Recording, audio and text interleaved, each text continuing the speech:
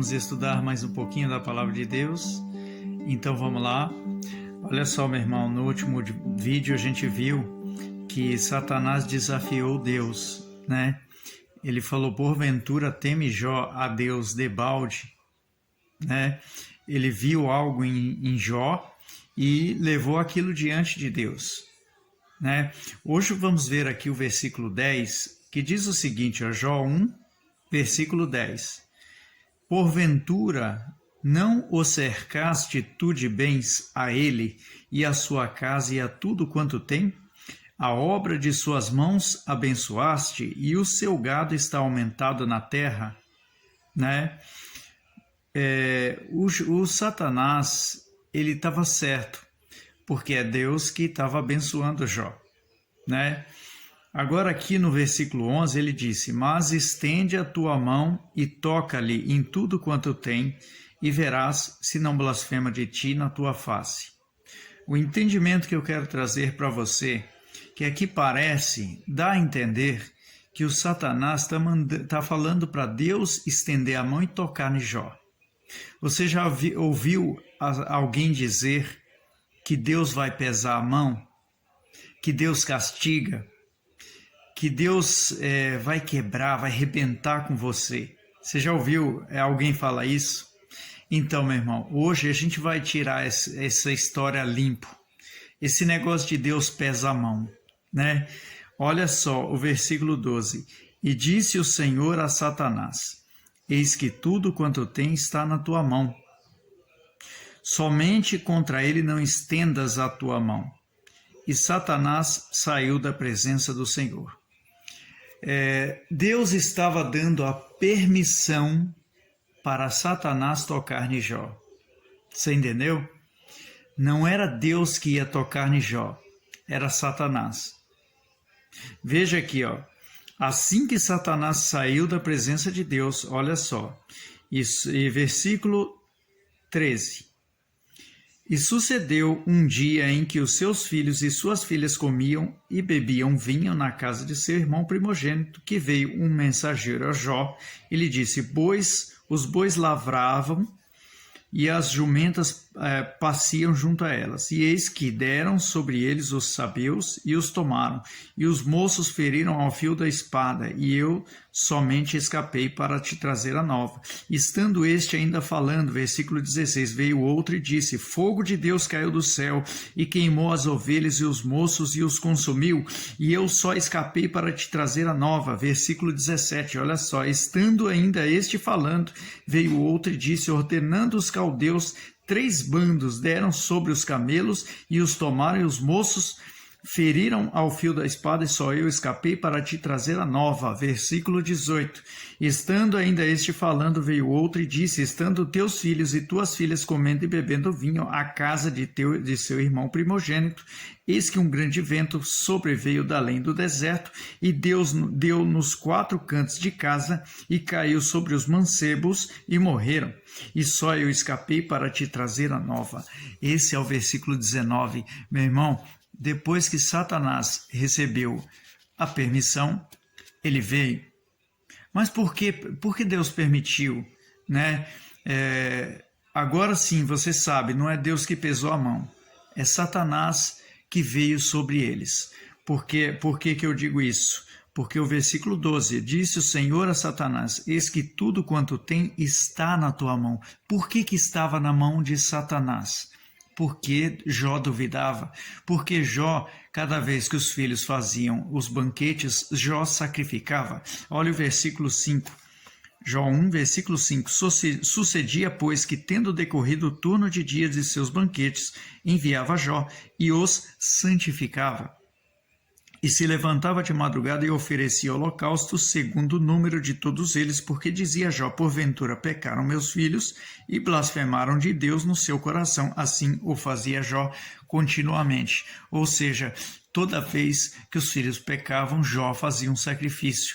Era difícil, né, meu irmão? Mas ele tinha um rebanho, você viu aqui, se você ler aqui no começo, ó, versículo 3, e era o seu gado 7.000 ovelhas, 3.000 camelos, 500 juntas de bois e 500 jumentas. Para ele era fácil pegar do seu rebanho e fazer um sacrifício, entendeu?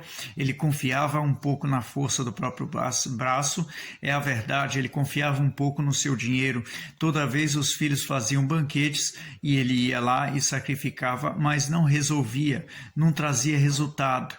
O que aconteceu, meu irmão, com essa dúvida de Jó, com essa falta de entendimento, dele achar que só sacrificando é que estava certo? Não, não está certo. Se o filho volta a pecar, meu irmão, não está certo. Você está entendendo?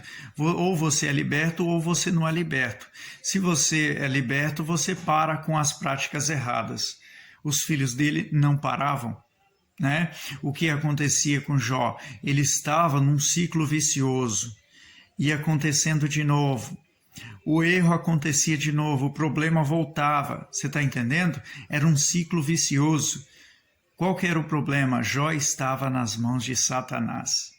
Como assim? Deus é que disse, meu irmão. Olha só, aqui o versículo 12. E disse o Senhor a Satanás: eis que tudo que tem está na tua mão. Porque os filhos voltavam a pecar. Os filhos voltavam a fazer banquete, coisa errada. Só Deus sabe o que eles faziam no banquete, mas eles voltavam a pecar. Você está entendendo?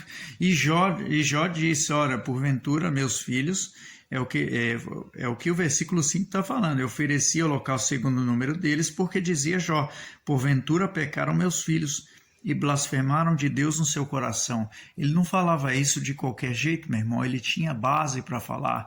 Segundo os seus servos, o que eles faziam lá, só Deus sabe, era coisa ruim, coisa feia. Então ele sacrificava. Você está entendendo? É o que eu digo para você. Você é liberto ou não é? Se você é liberto, você sai do erro, você sai do pecado, você para com as práticas erradas. Os filhos dele não paravam. Isto significa que eles estavam na mão de Satanás. Deus, olha só o que Deus falou. E disse o Senhor a Satanás: eis que tudo quanto tem está nas tuas mãos. Jó não estava na mão de Satanás, mas tudo que ele tinha estava. O dinheiro dele não era santificado, senão ele não estava empenhando todo o seu gado, todo o seu rebanho para santificar os filhos. Aquilo subiria com um cheiro suave nas narinas de Deus, não estava subindo. Você entendeu? O problema é que eles não eram libertos. E o sacrifício de Jó não os estava libertando. Então eles voltavam a fazer seus banquetes, coisas absurdas, e Jó voltava a sacrificar. E quando Satanás veio desafiar Deus, Deus admitiu: Satanás, é verdade, tudo quanto Jó tem está nas tuas mãos. Você entendeu, meu irmão? Não deixe o que é seu ficar nas mãos de Satanás. Não deixe o que é seu estar nas mãos de Satanás. Consagre aquilo ao Senhor, mas traga entendimento. Leve a palavra de Deus. Você está entendendo? Fala com Deus, dobra o seu joelho, peça para Deus sabedoria, entendimento. Você está entendendo? Não deixe o que é seu ficar nas mãos de Satanás. Né? Às vezes as pessoas criticam, às vezes elas falam sobre o dízimo, oferta na igreja, né? Ou aquele pastor que fala de cura, de libertação. Você está entendendo? E a pessoa critica. Só que, meu irmão, o preço pago para a pessoa estar ali, para a pessoa estar buscando a presença de Deus, orando, levando os outros à libertação, à salvação, né? A pessoa não sabe disso. Você entendeu? Mas ele trouxe entendimento para aquilo que ele está fazendo. Ele trouxe a palavra de Deus, ele meditou, ele pesquisou, ele trouxe a visão espiritual, o Espírito Santo orientou. É diferente, meu irmão. Agora, no caso de Jó, talvez Deus orientou, como eu já disse no outro vídeo, mas Jó não pegou aquela visão, não pegou aquela orientação de Deus, né? O que acontece, meu irmão, ele estava fazendo sacrifício de tolo. Né? Os filhos não eram santificados, os filhos não entendiam, não compreendiam. Jó devia falar para os filhos: filho, isso está errado, vamos conversar aqui qual que é o problema que está acontecendo, né? Mas não conseguiu resolver. Você está entendendo? E quando Satanás foi na presença de Deus, e ele vai, meu irmão. Vai, meu irmão. Vai. Olha, versículo 6, Jó 1, versículo 6. E vindo um dia que os filhos de Deus vieram apresentar-se perante o Senhor, veio também Satanás entre eles. Então, os filhos de Deus se apresentam perante o Senhor e Satanás também. Como eu disse no outro vídeo, para interceder contra você. Não deixe o que é seu nas mãos de Satanás. Tá certo? Busque entendimento, ore, dobre seu joelho e clame a Deus. Tá bom? Que o Senhor fale mais ao seu coração. Amém?